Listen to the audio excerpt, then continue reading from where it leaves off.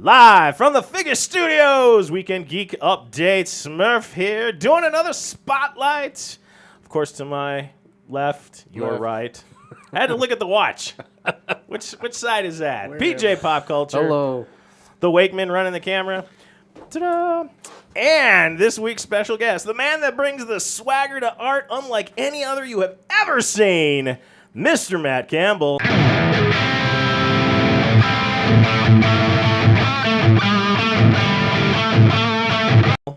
Local legend, superstar extraordinaire. But we'll get into your history in a moment. Welcome, Matt.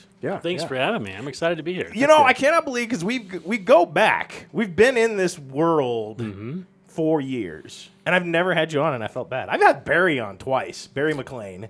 I've had Barry on twice, and I haven't even had you on once. So I felt bad, and I apologize. Well, I'm happy to be here. But you are always busy when I see you at a con. Yes. You do not let grass grow beneath your feet, to say the least. It's good to be the king. It is good to be the king. I mean, I work really hard at trying to build it up. I generally, that's my biggest problem at conventions is I'm working it so much that I don't get time to get out and enjoy it. Mm-hmm. I'm working on that. Is that bad? I don't know.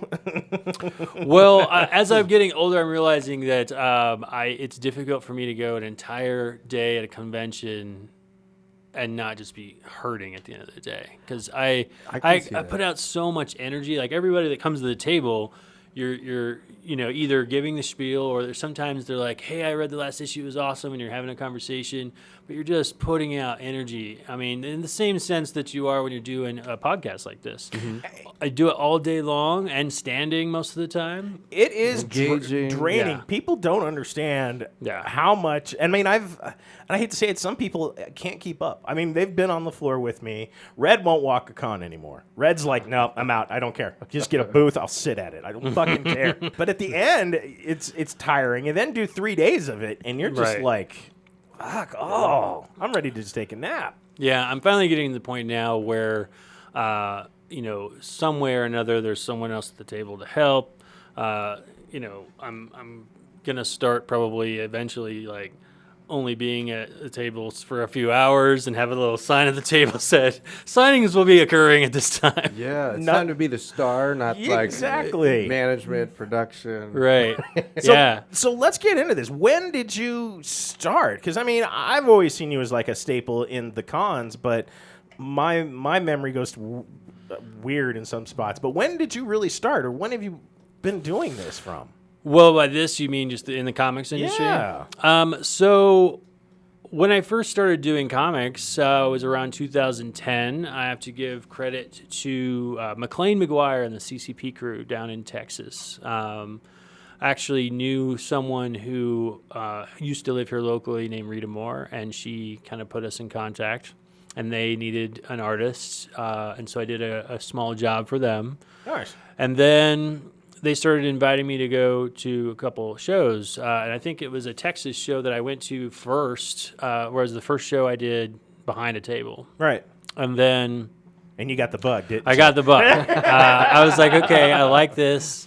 And so then I came back and I started working on either other people's books or working on Mythica, and I've done almost every Denver Comic-Con. I was at the very first one. Yeah, I was in there with you. And I just has been a slow build. But my focus has always been to, get recognized in Colorado. Make sure everyone in Colorado knows what Mythica is, and then start thinking about branching out farther. Then go global. Yeah. Sorry, well, because one of the things I discovered was the first few years that I did conventions with CCP, we went everywhere. Right. I went to New Orleans 4 times, which if you've ever been to a New Orleans show, you should definitely go. Yeah, there's amazing food. It's a worthwhile trip. Yeah, and so, but after I was selling out of prints and books at these shows, and so I would And go. this is your original work that you're selling out of. Yeah. And so I would go to one of the vendors for the local comic shops there at the table. I'd go to one of the local comic shop vendors, I should say, at the show, and say, "Hey, I'm doing really well here. Your fans seem to like my stuff. Will you carry my book?" No. and I understand why. It's like we're a small shop. Shops don't make that much money anyway, and they can only support so many indie comics. So. And it's extra paperwork for them. They're already thinking, okay, so am I doing a consignment? Are you selling it wholesale? And it's not in their system, so it does create, depending upon what they're doing, it can be a headache. Right. But it's very narrow-minded.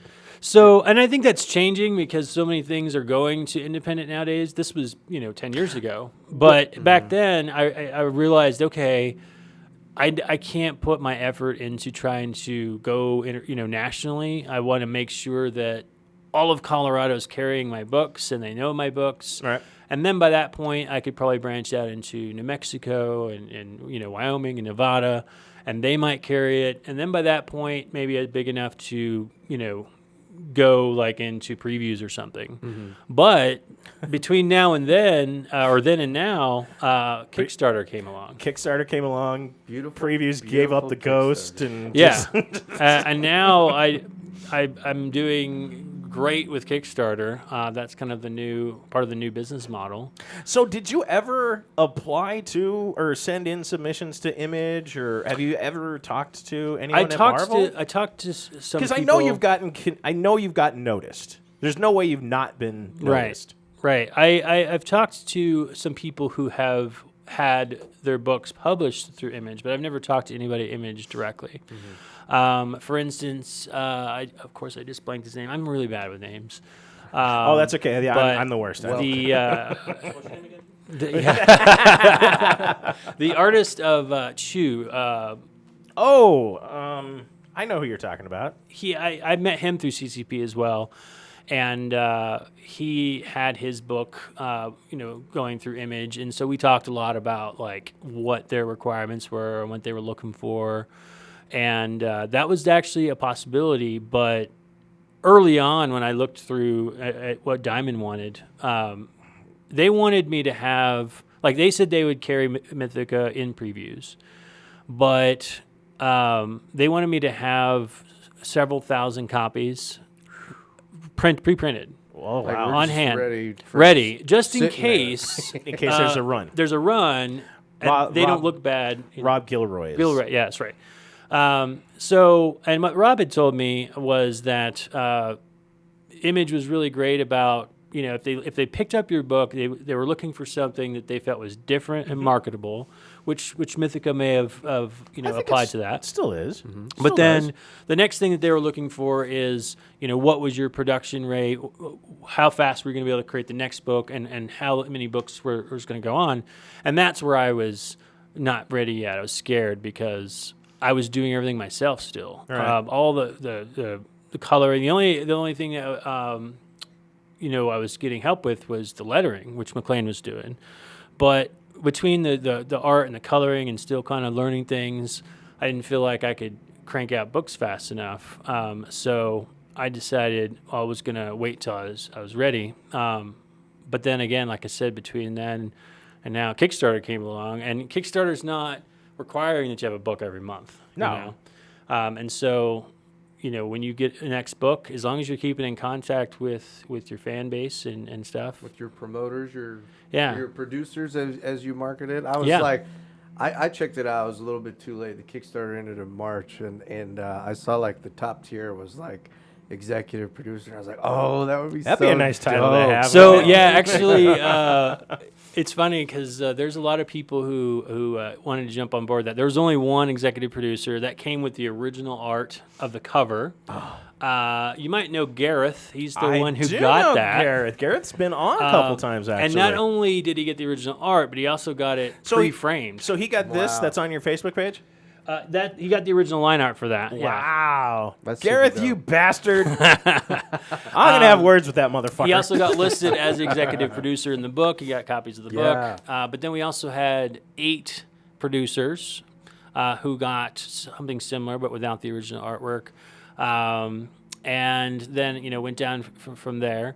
But the main thing is like once I first did my first Kickstarter, you get this fan base of emails, and then I keep emailing them saying, hey, thanks for your support. I'm working on the next one. Here's some sneak peeks of it. Kind of just keep reminding them that you're working on it. Them and then when it comes time to do the next Kickstarter, like every single Kickstarter has grown.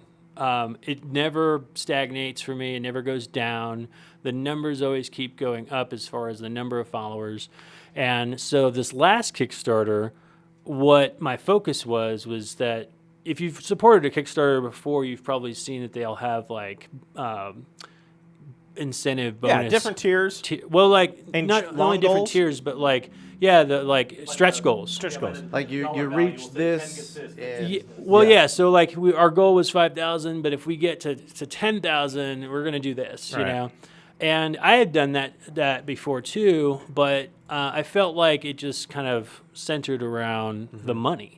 So what we did this time, or the last time, is we said we're going to base this on backers. So right off the bat, at 35 backers, everyone got this. And at 50 backers, everyone got this. And so the reason I chose to do that is that it incentivized people to share more than it did, in my opinion, the financial goals. Because, it's like, well, we need more people, not more money. Like you can be $1, Yeah, I mean, you'd be part of something new. Yeah, I mean, even if you're only, submitting $1. So, and the end result of that was that we blew out, the number of backers that we did previously by like 300%. Awesome job, dude. Jesus. So, that's kind of like, our new model. And so again, we're going to go back and it's time for issue 8, which I'm super excited about. It's going to have like some intense action going on. I love how humble you are because you just flew by that percentage. 300%.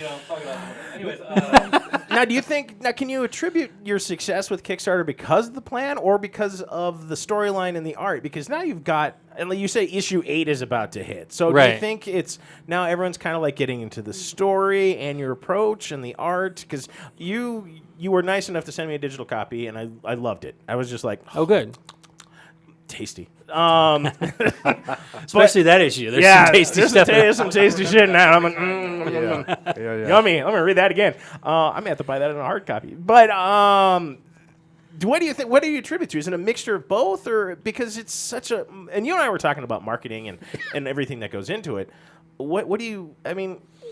Well, I mean, obviously, I think the answer is multi-leveled, but I do feel like you've heard the adage before that like you can use a lot of different tricks to get people to come and get your book, that first book. Right. But the fact that we're on issue 8 and we're growing tells you about the story, that people are coming to see more about the story. Proof is in the pudding. Right. Like, there are no bad characters. They're just bad stories. And I think the other part of it, though, is over the years, it's taken me a while to get it down, but over the years, we've kind of honed down the marketing to demons, dames, and a Scotsman with a blade. And that sounds like a good time to me. That's a party, right? If you've been to Scotland, so Glasgow. I think part of it has to do with like when we make the Kickstarter. One of the things I try to make clear early on in the thing is like, what's this story really about? Because so often I see people who are like, well, my book is about a character who has these powers. And I'm like, that's not a story. That's a premise. It's just like you got an idea for a character. What's the motivation? What's the dilemma? What's the conflict? Right. What are they trying to achieve? And it's funny, too, because that's something that I teach in school. So we go over that particular subject a lot. Like, what is a story? And I think that when it comes to marketing a book, that's the thing that you need to tell people on or sell people on is like, what is at the core of this story? Is it, a coming of age story? Is it about, overcoming some particular adversity? Because that's what people are going to relate to and hold on to. Sorry. No, go ahead. That being said, what inspired Mythica? So for the fans who don't know, Mythica is set in World War I. It's a Scotsman meets a sultry spy, and they team up against demons, vampires, and all of the unholiness of the dark. It is delicious. That's what attracted to me. It was like it kind of broke away from like your typical storyline of like I'm gonna regret saying this, but I love Marvel. I love movies. I'm PJ pop culture, but I'm getting a little burnt out on superheroes, man. So yeah, there's a lot of it. There's so much. I like that it's stuck in like real time, and I believe there probably was demons and vampires in World War I, because that was a shit war. Man. It was a shit war. It was a shit war. And I think that's why Image has been growing so much in popularity, is because they've broken the cape mold, and they've got some very compelling stuff. I mean, Jorge Corona. I mean, that whole Middle West storyline was great. They got some amazing stuff. What inspired Mythica? Yeah. Okay, well, besides the Scotsman and some beer.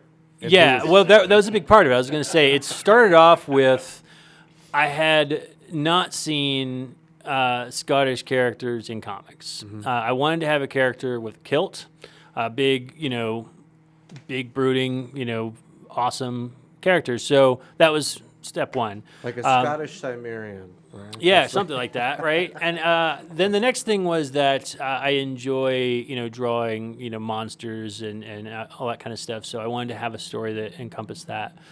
And so that was the starting point. At first, I was just sketching those things. Then, as you start playing with the designs of these characters, you start thinking about who they are. It starts building.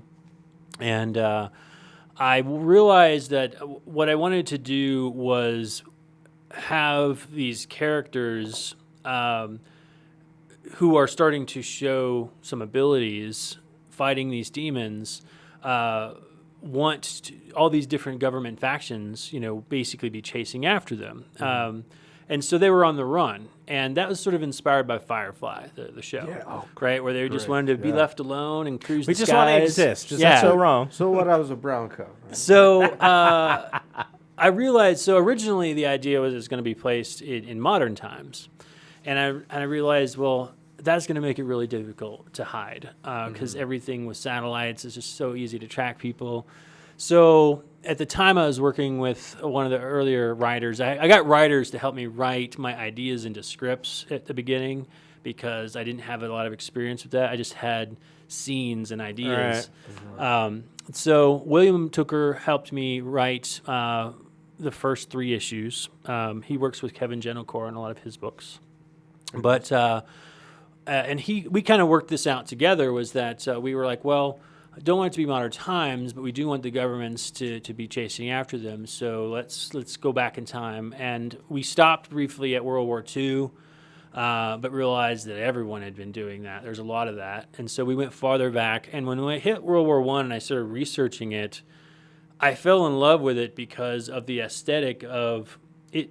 You have like steel ships that are on the ocean, while there are still sailing ships, like old galleons on the ocean. You have cars while there's still horse-drawn wagons. Right. And this merge of different cultures are clashing into each other. And I was like, okay, this is aesthetically beautiful to work with. Plus, there's a World War I going on. So if you have all of these different governments saying, hey, these guys can help us win the war, let's go get them. Now you have, a reason to chase after them. So that started to set the stage. But then once we started writing, I realized, I wanted to really kind of narrow down the lore of this book. At first, I had the idea of just, not really being vague about where all their abilities came from. But then I realized, you know what? I really want to narrow this down to the Celtic lore. And so as the book unfolds, we keep getting these hints of like where these things are coming from. And it all comes from the Tuatha De Danann, these old ancient gods of the Celtic mythology. Again, something that's not talked about a lot in comics. And so they do have abilities, but we don't really consider them, like superheroes. You're not like a mutant or yeah. And they have things that are more on the magic kind of spectrum, like the Fae. And they start to use some of that to fight these demons. We find out that the demons, are also kind of coming from that same lore. Yeah. And so it gives you a place for where this stuff comes from. And so if you're familiar with Celtic mythology, you'll start to catch some of that stuff and go, I see where I think they're going with that, Yeah, I like the idea too. Like, you give little hints so people are like, "Well, what the hell's that?" And then they go look it up, and then they learn something. And that's exactly when I started reading comic books. What the hell is that word? And you go and look it up, right? And you do a perfect peppering of both mythology and your story that it compels the reader to want to learn more, it's like want to find out like more. an Assassin's Creed of comic books. Kind of, yeah. Kind of is, yeah. That's an excellent analogy. I got to say that the other influence of this was Supernatural, the show. I'm a big fan of that show. And I always loved that they had, they would often have, like, a big theme for the season, or like the big bad guy that they were trying to defeat. The overarching but story. then they would have these, like, one-offs, And because the thing that I noticed about TV shows that I was like, I want to do that someday, was that you'd watch a show and it was written and directed by someone totally different. And I was like, that's what I want to be able to do, is like bring in a guest writer, bring in a guest artist, and have them slide in an issue that, all I need to do as the editor is make sure that it hits the key points. It hits the key points and fits. Yeah, got to start and finish. Because I want to pull a Todd McFarlane and eventually just have Capullo do your work. Have Capullo do my work. Yes, exactly. I tried to get him to do it, but yes, that would be awesome. Did you like how Supernatural ended? I got to tell you, I'm about 6 episodes from ending it. I was like, I got to tell you why though. I have been diligently watching for a long time, and I think I got to that last season, and I started like finding myself not watching it and watching everything else but that. Right. And I finally realized that if I finish it, it's over. It's over. Right. And so I keep like not finishing it. I know the new episodes of Lucifer out, and I don't want to watch it because then I won't have anything to watch because I'll blaze through them. Right. I know exactly what you mean.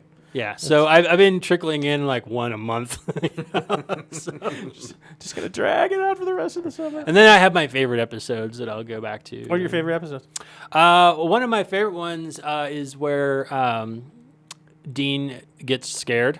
I actually just watched that episode. And so he's afraid of everything. Like he opens up the cabinet, and there's a cat in there, and he's like screams like a girl.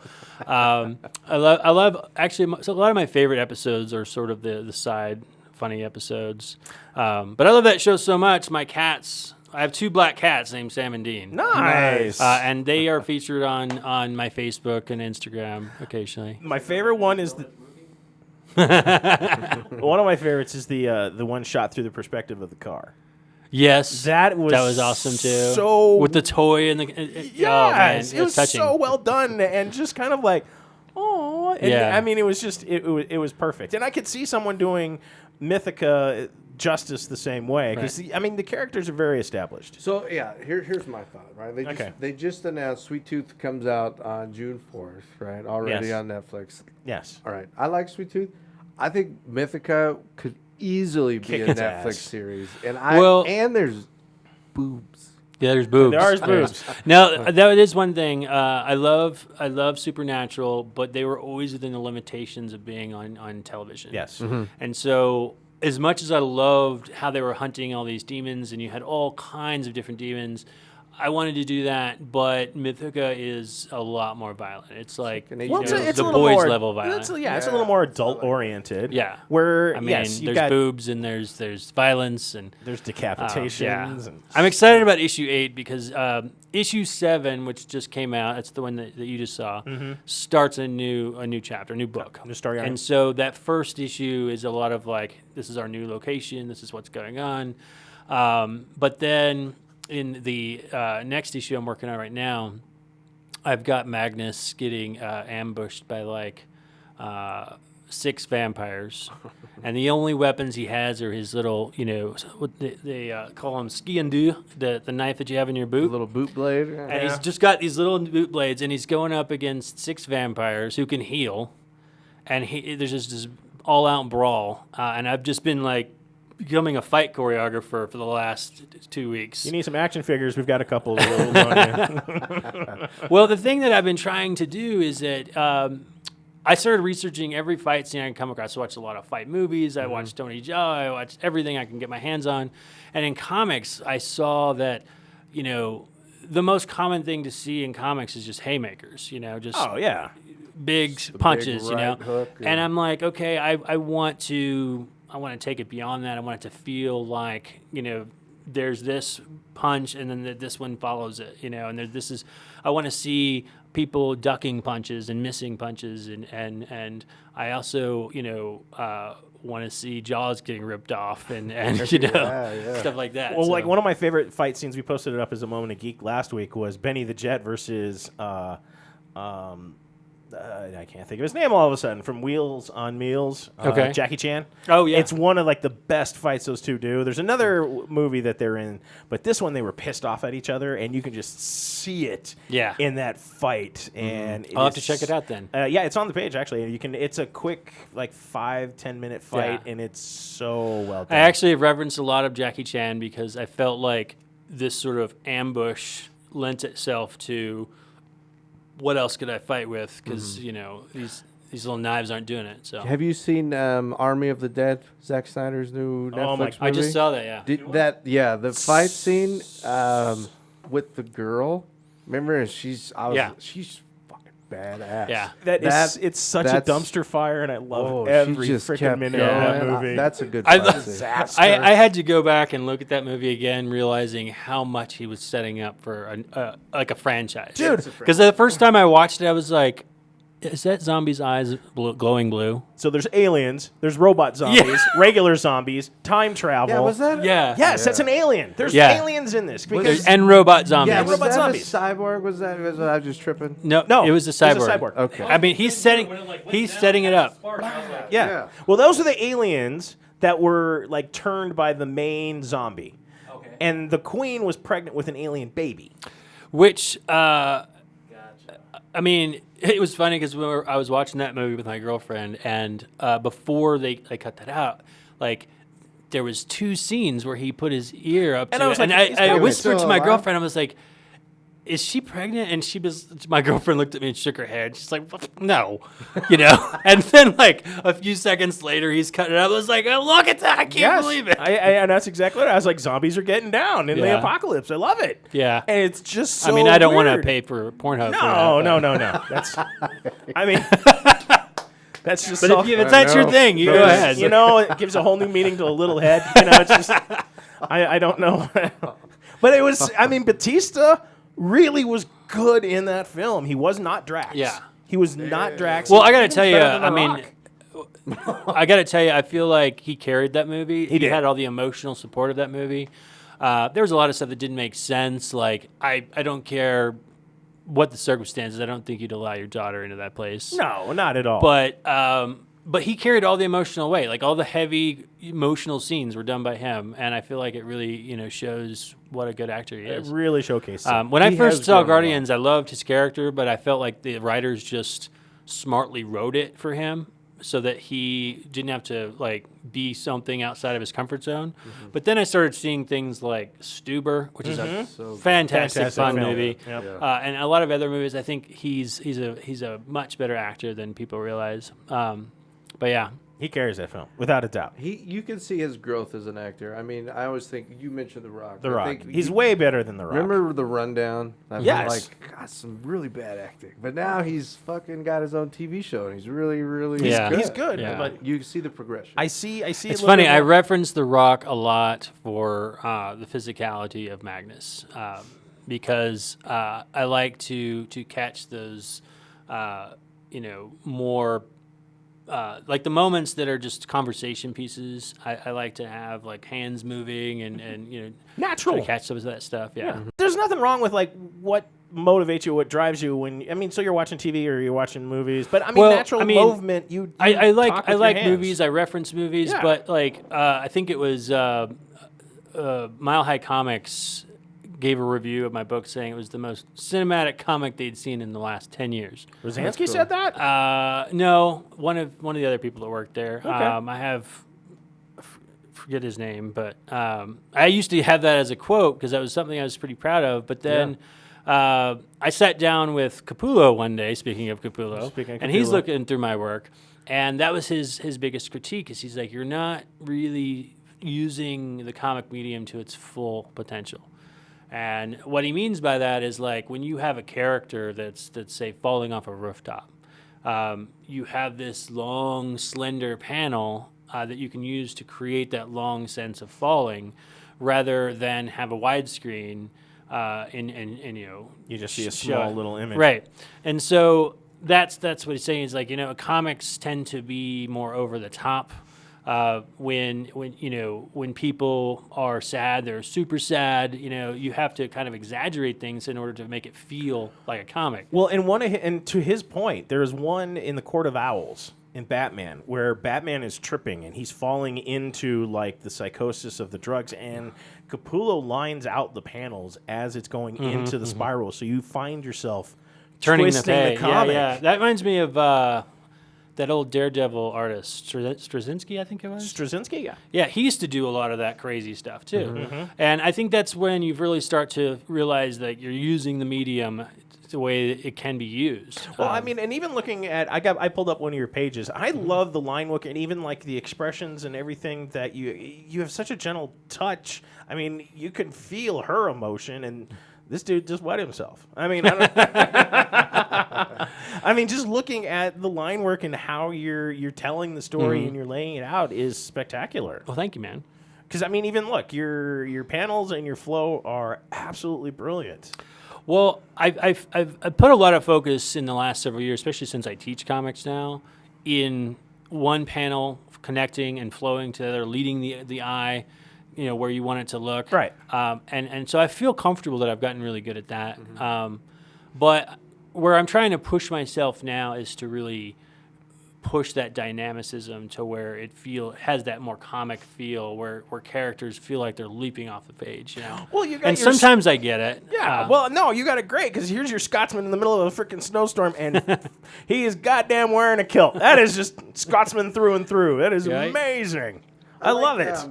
How much inspiration did you take from Frank Miller, too? Because I like the way you play on the shadows a lot. I am a big fan of Frank Miller. I do love heavy shadows. I feel like that's something else that's new to starting from issue 7 going forward, was that the first 6 issues, as I told you, I was doing all the work by myself, and I was trying to find a way to speed up production. Right. So what I ended up doing was I drew all the pages in pencil just really tight, and then I adjusted them to be dark and colored over them. I was inspired by, I think it was Ultimates 3 with Joe Madureira.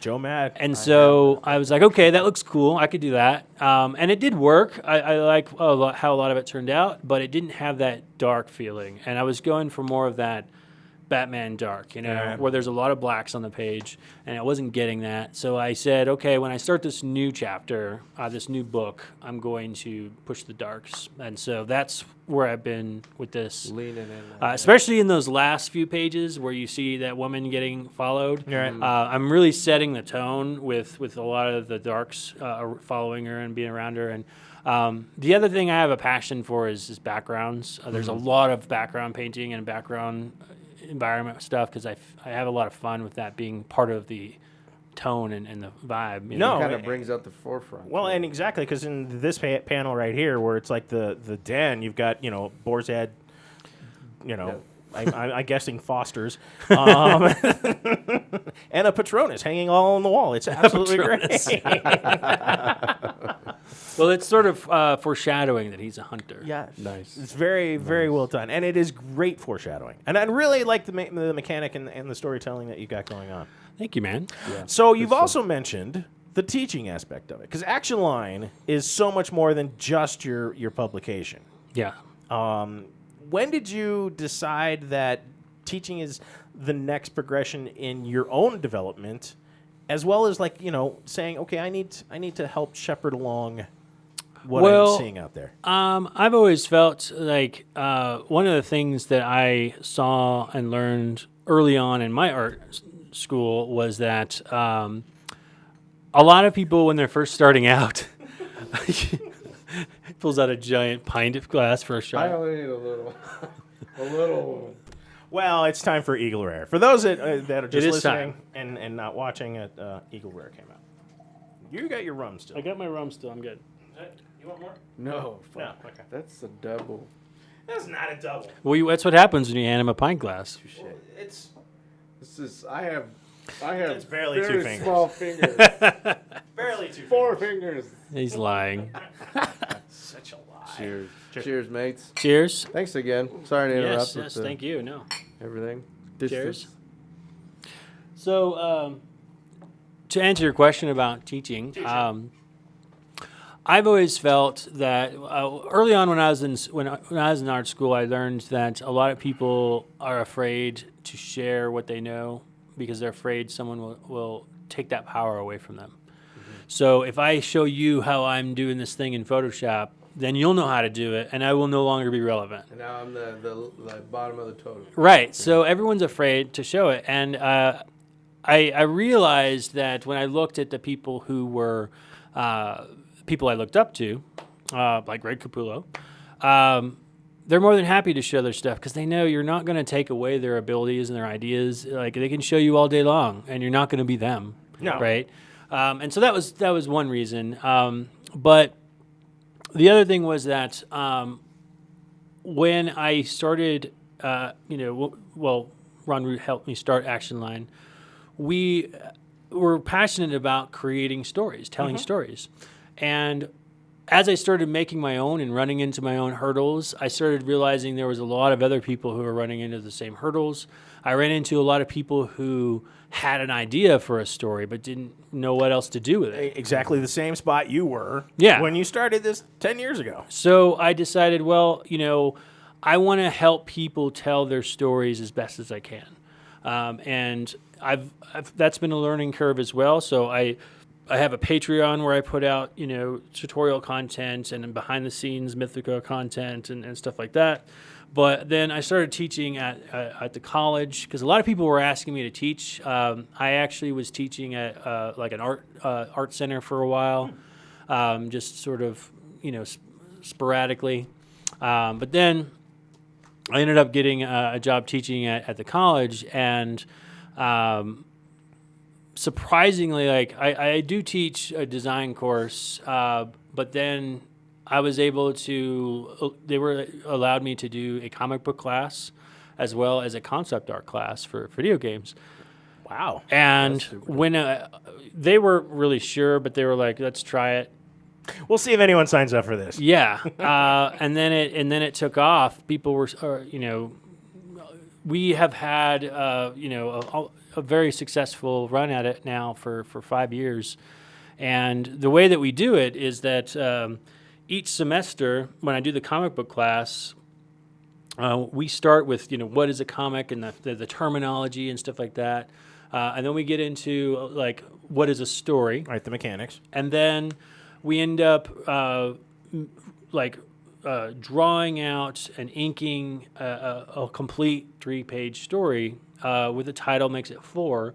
And then all the students do that, and we put it together into an anthology book. I do the cover, and then I have it printed and staple bound and back in their hands before the semester ends. Wow. That's brilliant. And so they all walk away with the comic in their hand, and so they see the whole process that it takes to make a comic. Yeah. And what I always hear at the end was, there's a lot more involved than I realized. And so that's the first thing that I want to educate them on is like, a lot of people want to make comics. Oh, a lot of people. But you need to realize what this takes. It takes a lot of work. Well, and even like back in the day, everyone was like, I want to have a comic book shop. And I'm like, no, you don't. No, you don't. That's Experience Talking Kid. No, you don't. And they don't get it in there. They're like, no, because I just sit around and I read comics all day, right? Right. No, there's so much more to it. Yeah. I don't know. I mean, even with photography, people come up and they say, I want this shot. what they're assuming is this lens is a telephoto, wide angle. Yeah, like it does everything all in one right there. Right. It's not a Mac phone. Yeah. Yeah, I think that's one of the things that the students walked away with is in shock is that, like, you know, as a comic book storyteller, as a visual storyteller, you not only need to know how to draw anatomy, draw a character, but you have to be able to draw it from different angles and different poses. You have to change the camera angle, perspective. But then that's just for one shot. When you have a panel or a page that has 6 panels, you have to make this panel flow to this panel and connect in a way that makes sense and basically have a composition for the entire page. That's a whole nother set. Otherwise, you end up with like a Dune. Well, comic. you know, yeah, because in some comics, you don't know if you're going straight across or you're doing like per page. And you can do crazy stuff as long as the reader naturally follows it. You have to be able to lead them. Right. And it's a whole nother skill set. Right. And that's just one page, right? That's not like that's not even the whole book. That's just connecting 2 page. pages. Like and there's more. And so there's a lot involved. But the other reason that I fell in love with teaching after I started was that every semester I'm reiterating these things that I'm re-educating myself on. I'm constantly each semester going, okay, this is going to be our topic about panel flow. And I have pre-made stuff, but I'll always spend more time researching it and growing and getting better. And like since last semester, I learned this, Right. And so I'm always reminding myself of the fundamentals of storytelling when I'm teaching these classes, and that's one of the things I love about it. So you're kind of creating your own mantra. Kind of, yeah. That's impressive. I dig it. And that's great, because, I mean, a lot of people don't get it. I mean, there's only a couple of artists in town that I know that are actually dedicated to the craft. You, of course, Barry. JP used to be here in town, but now he's in Georgia. I think. Yeah. So, I mean, it's difficult, and nobody truly realizes what goes into it. Now, how often are you teaching classes? So in the spring and fall, those are the busy semesters. Right. I teach 3 classes. Each one is 2 hours and twice a week. So okay. So it's involving. Yeah. So total class time, you're talking about 12 hours a week. Okay. For 3 classes. And that's like college level, because I mean, I know CU, and this was years ago, and I think they're still doing it, offers a comic book class. Yeah. I mean, an actual comic book, and they go through like the Frank Millers and like the key issues, the key points in comic book history that they're like, okay, you need this is why it changed this, and this is why, and all of Alan Moore's stuff. It's sort of like it's more like a comic history type of thing. But I do that, and then in the summertime, I only have one comic class, and that actually starts on Tuesday, a new class. Are you booked already? You're already booked up? Okay. Yeah. I mean, and it's in the Silly spring. question It's of in the the day. spring, so you'd have to go down in the spring. Oh, I was going to ask, did 2020 affect that at all? Actually, we did all remotely, which is somehow or another we managed to still get this comic made. I ended up meeting with them on the very last day. Right. At the school, because by that point it was like 2 weeks ago. We were pretty much over it, but I ended up being able to physically hand them their books and meet them physically for the first time. But up until that point, we did everything remotely, and it was challenging because trying to keep kids that are basically just right out of high school motivated to work on a page. And then the other thing that students learn that they don't realize, I think a lot of young artists don't realize, is that you're going to have to draw that same page over and over again, especially in the beginning. Yeah. And so I would say, okay, you need to do the rough draft for your page. And they'd knock it out in 5 minutes, not realizing this is nowhere near where it needs to be. You're going to have to redraw it.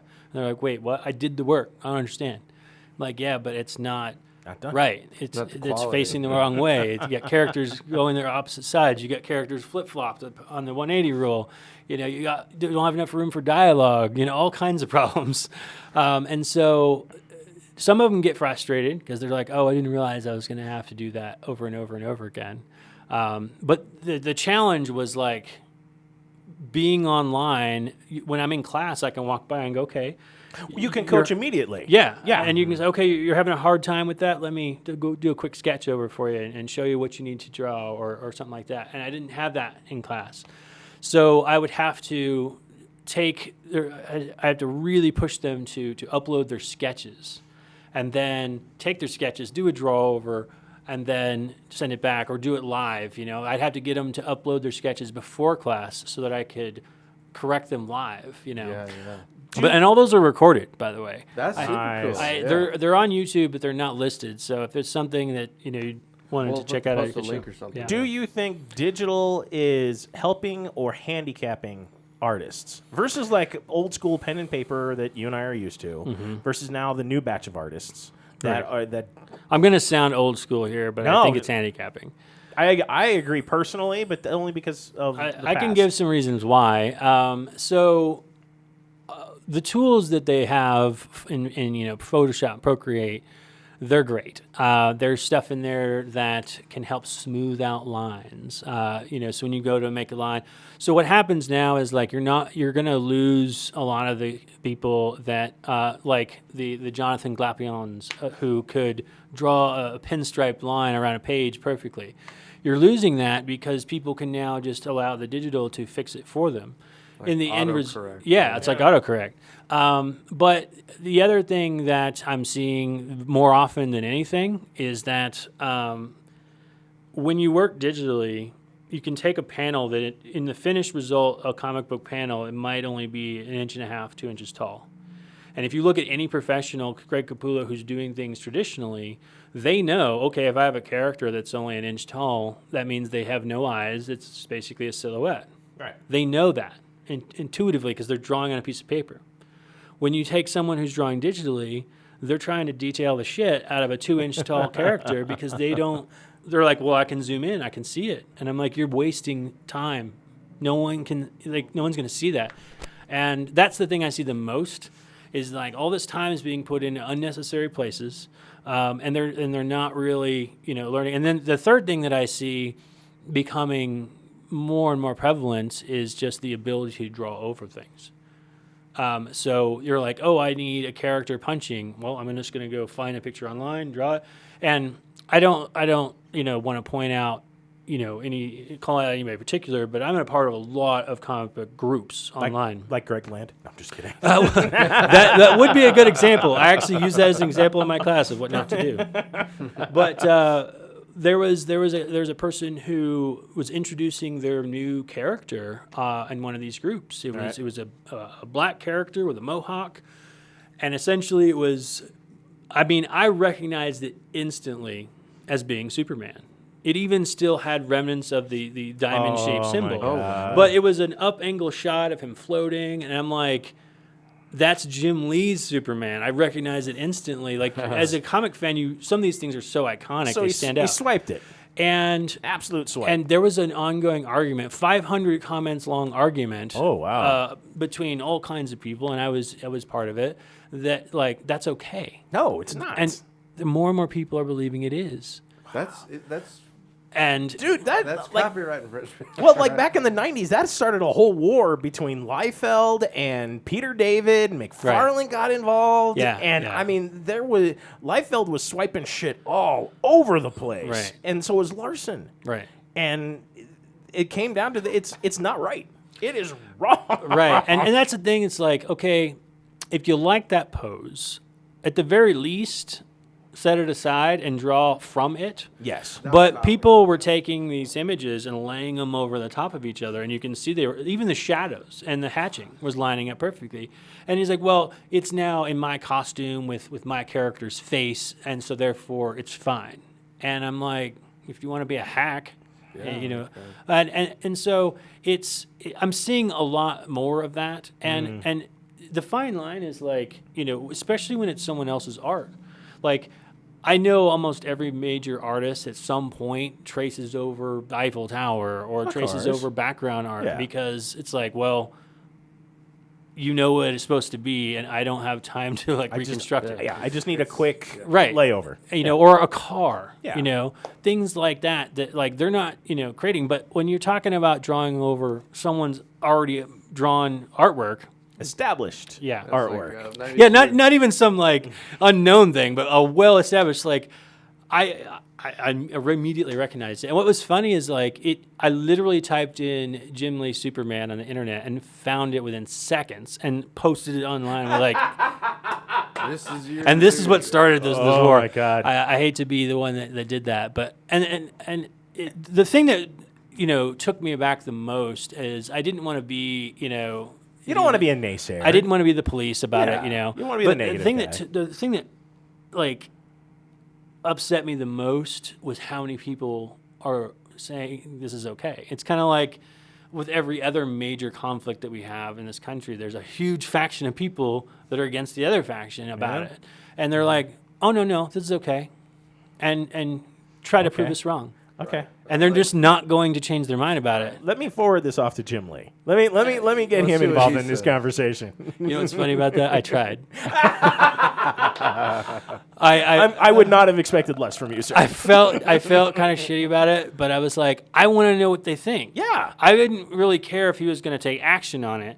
I wanted to know do you guys think this is okay? Are you used to it and don't care? You put in 20, 30 years of to get work, that good experience of getting your ass chewed up and spit out by companies, Well, and it's even funny because recently, kind of going with this, J. Scott Campbell got pulled in. I remember this. With somebody that pointed out all of the errors of his Mary Jane. Yeah. And then J. Scott Campbell got in on it, and it's like, well, no. And he pointed out the artist, okay, this is where you went wrong, this is wrong, this is wrong, this is why this works this way. And then he even took it a step further. He's all like, well, why don't we just open this up to everybody? Why don't you go ahead and do what you would do with this character? Right. And it's draw it in your own style. Yeah, draw it in your style. JP actually did one, and I've seen other former artists. I wanted to. I just didn't have time, but I saw that too. And it is just kind of funny because, again, swiping and doing their thing and claiming it, and J. Scott. I think the best thing that come out of that was that there are those people that are anatomy Nazis, and then I think one of the things that J. Scott Campbell proved in that conversation was if people like it, it doesn't matter. No, everyone's got their style. I mean, technically, Rob Liefeld proved that. Well, yeah. And the man's never drawn a wrist in his life. Right. I mean, we can make fun of him all he wants, but he's got money. He's got money. He did well, and I've met him a few times. He's also a really cool guy. Art is art. Right? But that's the point. Is that if I have seen stuff all over the place where I'm like, ugh. But yet, it's been picked up by something big, or it's on the side of a mural, or a big wall. Well, what used to bother me was Thundercat's hoe. Thundercats, or Kelly's Batman ears. I mean, they were 3 feet taller than him. Right, so I was just like, this is horrible. Right. But everybody was just like, oh, it's great, it's abstract, and I'm like, okay, there's no talking. I mean, J. Scott Campbell's work has been loved, since the 90s. And even I went through a stage where I really, really loved it. But as I become an artist and develop my own style, I disliked his stuff over the years, stylistically. But I have a lot of respect for how he has created his own style. He's got his niche. He's got his own, not Kelly, the little Tykes. Guy that Jay Mentz always gets accused of swiping from, which is not even Scotty Young. There we go. Yeah, Scotty Young. I mean, he created his own thing. It's ridiculous, but everybody loves it. Right, and if you can make something that's uniquely yours that people look at and go, oh yeah, that's definitely J. Scott Campbell's work, and people like it, then it doesn't matter if the anatomy is weird or whatever. And that's something that even I struggle with sometimes, because I'll be at a show. I used to do this more when I was younger, starting out. I would look at someone who had a ton of people around their table. Oh, yeah, you want to see what they're doing. Go over there, and I'm like, why do people like this? Why are people all over here looking at this stuff? And that's when I had to come to the realization is how great your anatomy is not the point. It's is it something that people resonate with and they like, Well, and even to your point, Joe Mad. Joe Mad's anatomy is completely out of whack. But it works for his style and his layouts. Battle Chasers. I was even one of the backers for Airship Syndicate. I think the thing that both Joe Mad and J. Scott Campbell have in spades is that their work fits the comic medium. It has that dynamic larger than life kind of stuff.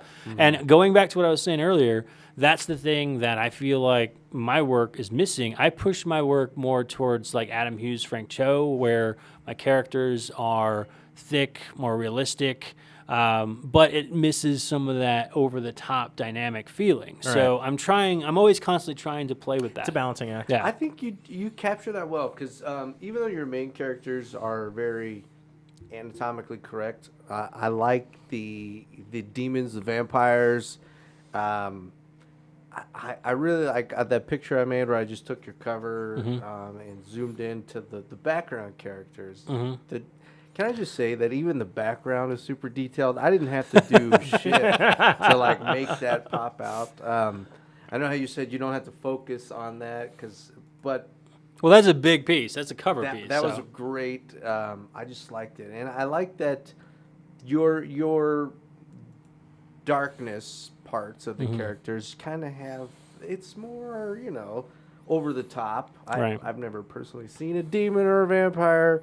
Well, my hope is that if there's a little bit more lean towards realism, that the horror side of it will feel a little bit more realism. If it's all super cartoony and super comic booky, then the demon side will feel that as well. Yep. Right. There's that line though, right? Like the demons feel, I would say like a Mum-Ra, or just like, oh damn, they're vicious. I mean, even like the vampires on the background, but it's not like pretty over like actually that looks more like a real, gargoyle, if you will. He looks like a gargoyle. Yeah, I like it. I love that though. I enjoy it. So. I know all artists are overly critiquing of themselves. Yeah, I think you're on the right. You're on the right page. Yeah, you're definitely moving in the right direction. Right on. So we're kind of getting close to the end here. Okay. I know time flies when you're having fun. Yeah. So how do people stalk you? What's coming up? And I need to personally say, I love your G.I. Joe stuff. Thanks. I gotta do more of that. I love your G.I. Joe stuff. I loved your Shipwreck. I did have to go back and find it.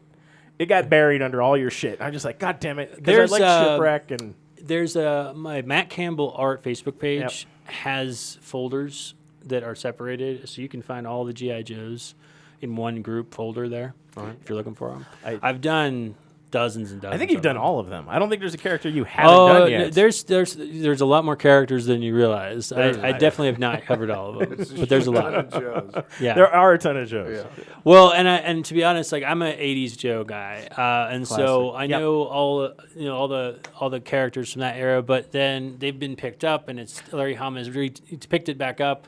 And now there's new characters introduced, and I'm like, who the hell is that? Yeah. Because I'm in a couple of G.I. Joe groups, too. And I'm like, they'll post up a character, and I'm like, huh? Who's that? Who's that?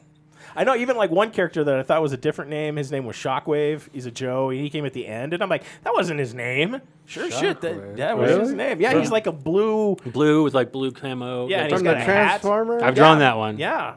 I've drawn that one. You have. And I was like, that's not his name. And sure shit, I'm like, oh, well, I'm glad I didn't mouth off on that one. Like, you guys are wrong. Nope. I usually check my work with the G.I. Joe group. Yeah, that's probably a good idea. They're very good. They're on top of it. Yeah. Is there a comic that you would like that's a staple, a mainstay? G.I. Joe. G.I. Joe? Definitely. Well, that would be a dream for sure. It's very tactical, though. Like every canister, every buckle has to be military because it's all toy based. Yep. So they make sure when you're drawing. I've talked to a couple like Robert Atkins and stuff who worked on that, and that's what they say is like it's very particular about every piece being in its place because they're all basically representing their toy at all times. So that would be tough. But that being said, I tend to lean towards the Dynamite line of stuff. Red Sonja. Conan's not Dynamite, but I would love Conan as well. Oh, Conan would be great. But the sword and sorcery, sexy and violent stuff is probably what I would lean towards. If I've done a lot of Red Sonja stuff too. I've been trying to get their attention. So if you're listening, Dynamite. From Ant-Man and the Wasp. Yeah. She's playing Red Sonja? She's going to be Red Sonja. She's still not Red Sonja. The villain. Yeah. She's not Red Sonja. Oh, I read that. No. She's the villain from Ant-Man and the Wasp. Yes. And she's playing Red Sonja. I when I first saw that, I was like, what? That's not Red Sonja. No. We're used to the 80s chick with the fucking Brigitte Nielsen? Yeah. Brigitte was perfect. Call me biased. I'll probably get a lot of comments about this, but I feel like when you have an iconic character that has been known for years to be a pasty-skinned white redhead. Yeah. Why are we now trying to replace that with a different character or different person? That was just the make whole a thing. character. Like, I would love it if they would just make an Stone. iconic character for that actor or for, make a new character. Yeah. Rather than For trying that to take. specific Just actor. create Yeah. a new one. Exactly. Like, I mean, Spidey, Miles Morales. We didn't replace Peter Parker. He's just Right. a new Spider-Man. That's Right. exactly what they need to do here. Right. And maybe they will end up doing that. I don't know. let's hope. But Yeah. I don't understand why the first modern incarnation we have of Red Sonja is going to be something completely different. Completely different. I feel like red hair on her might even just look funny. I don't think that's going to work. She would not look. I don't good know. as a No. redhead. Yeah. And I personally, I think of Red Sonja very statuesque, very tall. Right. She is not tall. No. She's But, SML. The lifts on her boots were kind of big. but Tom Cruise has shown we can get around that difficulty. That's true. There are Very movie true. magics. And who knows? I mean, we could be wrong. I mean, what's her name that played Domino in Deadpool 2? Fucking killed it. She killed it. And I have been wrong in the past, but But yeah. Here's it's hoping, it's though. interesting hoping choices. that the story is good enough. Yeah, and I don't want to pay Right. attention. Yeah. I just don't understand why we keep taking there's one of the reasons I started to turn away from the big companies like Marvel and DC is that rather than create new characters, they just keep gender bending or race bending Recycle. their characters, and I'm like, how difficult it is for you guys to just Do a new make a new character. Yeah. Create People a would new one. love it, but I don't know. Anyway, back to it though. Back to So it. how are we finding? So you're coming to the All Seas Fan Expo in 2 weeks. 2 weeks. 2 weeks. Is it 2 weeks? 2 weeks. And quick question about that. All Yeah. Seas is actually just down the street from here. Literally Right down down the there. street, Right right down that way. Okay. Yep. Like, But the event's not there. No, the Event's up by the airport. Yes, yeah, it it's is up the on, Holiday Inn DIA. It's the Doubletree. Doubletree, now. pardon me, Doubletree. 6900 Tower Road. Yeah. So I know we'll be there setting up They'll go there. early. Yeah. Artists, Yes. you guys get a little bit more leeway. Yeah. So yeah, I'll be there for sure. I'm excited. It's been a while. I'm Well, we excited to haven't be done there. an event since over a year ago. Yeah. Where you and I and Mence and Tim all were Tim, at yeah. the virtual. Our first virtual show. Fuck. We came far after that. It was just like, wow, we need to do so many different things. And Yeah. it Yeah. We were evolved. tripping over each other. Oh my and- god, it was just like Jesus Christ. Virtual. Okay. But now, look, We're getting whole it new down. studio and everything's working. How do they need to stalk you or follow you, or what are the pages? So obviously, if you're on Facebook, I have 3 different pages on Facebook. I have my personal page, which is just Matt Campbell. I have my art page, which is Matt Campbell Art, and that's where you can really find all those folders I was telling you about. And then I have an Action Line Studios Facebook page, and I'm always trying to keep all those up to date. And then on Instagram, I'm Matt Campbell Art. My website is actionlinestudios.com, and we have a newsletter on there. And when you sign up for that, you get a discount on the merchandise. We have a store on there with all the old books. So if you're wanting to get into Mythica, that's the place to go, is actionlinestudios.com. And the brand new book, issue 7, is actually on there now. Okay. It's still listed as a pre-order, but I have the books now. So So those will be going out soon. I love the Action Army. the Action Line Army. This is fucking hilarious. I yeah, love that's what we call all the backers. Yeah. That is Or awesome. the other term is the Mythica Maniacs. I like that. I like that. If you haven't been able to tell, Action Line as a brand is very much pulled from my 80s heavy metal influence. In fact, I would love to create a magazine similar to heavy metal I was that gonna just say, has Perfect. independent artists, local independent artists on it. That's That'd what be your student project reminded me. Yeah. Well, and it kind of reminds me of like the 24-hour art project that they used to do in the stores where Right. everyone goes into the comic did book those a shop couple and- times. Yeah, It's tough. It is tough. But yeah, I want to do like an adult themed, like heavy metal was, but an adult themed book. But it's all young or just up and coming unknown artists. The other reason I wanted to do that though is that I saw a lot of artists who were trying to make a comic, and they work a full-time job, and their pace is slow, and so they don't have a following because they don't market. Yeah, right. And so we're like, let's take a small scene from your story, like that you've got done 5 or 6 pages, and put it in this publication or in the back of one of my issues so that people see it and start to get an interest. So like the publisher who does Money Shot, they're doing that. Yeah. They'll have like a preview of another upcoming book coming in the back, right? Like, brilliant idea. Yeah. So that's the other place, and then also the most of the Action Line Army is on Patreon, which is Patreon/Action Line Studios, and that goes anywhere from $1 a month to $10 a month. And with that, we not only get behind the scenes content, I upload a lot of downloadable content like layered PSD files that go through like how I make stuff, or sometimes tutorial videos, stuff like that. So if you can't take my classes because they're, I'm in Springs, a lot of that same content is uploaded to my Patreon. Very cool. Excellent. That's super cool. So you could be a student without having to be in Colorado. Exactly. Awesome. Exactly. I love the Wonder Woman. That's great. Thank you. I was looking at it. Actually, just recently. Did that. Yeah, you just put. I didn't even like that. I haven't even seen that. So, there we go. Nice. Well, that kind of wraps it up, Matt. Yeah. So I guess we Thanks will so see much. you in like 2 weeks. Yes, Hell yes. And thank you so much for inviting me here and No. checking out the studio. Get a tour of the studio. You had a cocktail. It wasn't did. like one of the signature ones, but It's good. it's okay. We pride ourselves in taking care of our guests. All right. And we look forward to having you back again. Yes. Yes. Anytime you've got a new Kickstarter. Yeah. I expect a sit down. I would love to. Yeah, absolutely. So Awesome. perfect. Awesome. In the meantime, run fast, laugh hard, and always be kind. Hello and welcome back to 5280 Geek Studios. It is Points of Articulation. I am your host, PJ Pop Culture, with your second host, the Smurf. Hello. He's also just Smurf. We don't say the. Actually, it's funny. Twan's kids call me Mr. Smurf. Mr. Smurf. Mr. Smurf. Because they're respectful that way. That's I know, it's so cool. Like, Mr. Smurf. Yeah. I'm like, on this, the day of your birthday, I will give you this from Mr. Smurf. from Mr. Smurf. We have a great episode for you guys today. First and foremost, we want to get into the Star Wars Black Series, which is the 6-inch series of action figures. And if you guys have been following Disney Plus, you would know that the Bad Batch is out. Has landed, That's so right. to speak. And we have the first two here. I would argue the two leaders. I think from the standpoint of the show, they are the main focal. Right, I mean, obviously the squad leader, Hunter, but Crosshair is definitely number 2 and would be replacing Hunter if something happened to Hunter. And this character in Bad Batch right now has been just deliciously dark. Very good. Love it. Very good. We are 5 episodes in now. 5 episodes. And I have no complaints. None. Well, I don't know. I'm thinking there should be more action. And I know Rebels started kind of slow, and I know Clone Wars was trying to establish things, and there's this weird vacuum.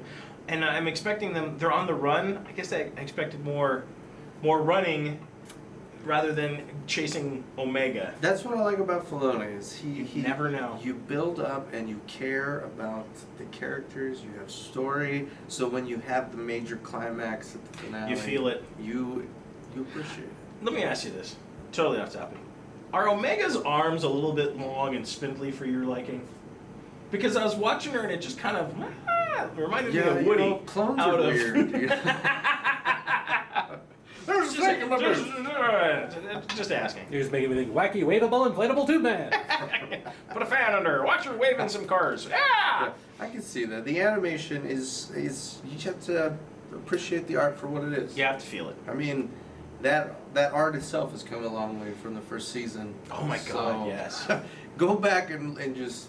And the original appreciate Tartakovsky stuff is now available on Disney Plus. There was no shadowing in those first seasons. So we appreciate it very much now. So that being said, today we're cracking open Hunter and Crosshairs from the Hasbro Black Series.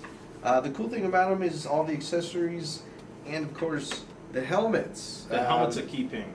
Yeah, and then also for you guys, so there's 5 in the squad. Yep. When you line them up, you get this great like a collage picture.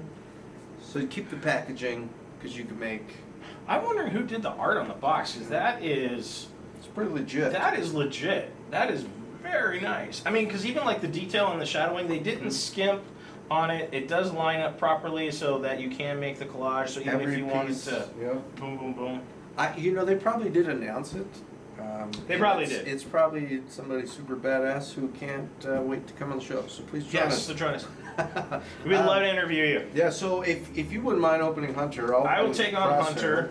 Of course, there is no. I already pre-prepped. Oh, did you? Oh, look at that. You're good to go.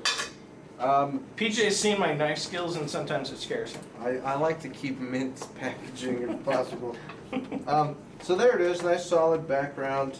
The cool thing about Hasbro is they don't have the plastic built onto the card anymore, so it's kind of like a separate slip and slide cover, right? So do with that as you will. And wow, yeah, be a close up here. Ooh. Just the scarring on his eye. You can see that obviously he's a clone, just slightly different. Look at, I mean, that is just wrist, elbow. It's got the kung fu grip. It's going every which way. I like, you know what I really love the most they've added over the years is the wrist motion. The articulation. Yeah, that is probably one of the key elements. I mean, they even got like the scarring from the battle for his armor, even along the chest. Right there, some scuffing. And even the sculpt on the face, I like how they did take the time and the attention to really bring it out from the cartoon. Because that is just great work. Oh, and even one of the key things that they really emphasize on the cartoon is his wrist sleeve for his knife. The wrist blades. Yeah, that right there, which I'm going to bet the knife goes right into, is a great feature. Really nice. So with Crosshair, he comes with his pack. Comes with his sniper rifle, his helmet. See, I like that because there's too many things like G.I. Joe figures, especially with that ball joint breaking. You got too many opportunities to break it. Yep. Right? The sniper rifle goes into the pack for I don't know how storage. I don't know how. I was never in the military. Yeah. Stores on his back. And then of course it clips onto his back. Oh, and here's a big difference, guys. It's not just a hole now. It's actually grooved so it fits right where it's supposed to. Snug as a bug in a rug. And of course he has a holster that actually holds the pistol. So this very much feels like a classified series. So they're taking notes from G.I. Joe. They're adding it to Black Series. This is just super legit. Look at that. Wow. That's snug, man. That's nice. You got the neck underneath. Little chin. Little chin action. That's... adds a little bit of realistic to it. That's Crosshair. Yeah, I was going to say, does the scope to come down? Scope comes down. That's choice. That's pretty tight. I'm impressed with that. That's Crosshair. Yeah. Let's get him posed. So for Hunter, we get the same thing. We've got the same backpack. He comes with a pistol. It looks like a tactical rifle. The knife that goes into the sheath on his arm. And, of course, the helmet, which is just as detailed as Crosshair. And definitely going along with the dual persona that is on his face. Now, the one key element, like we said, with the knife just going in. Oh, that's snug. Is that snug or what? That is just so, and you hear it click. Mm-hmm. You can feel it. It's not going to fall out. It's not going to fall out. The play for him, I think, is immense. That is choice. And then, like PJ said, the same snug clipping of the backpack, seamless. The only thing that I'm having problems with is that there is nowhere to put the pistol. No holster. No holster for Hunter. No holster for Hunter. Is there anything on the backpack? No. There's no holding. There's no extra compartment. No nothing. So he's carrying his pistol and his assault rifle, which is kind of a strike. Yeah.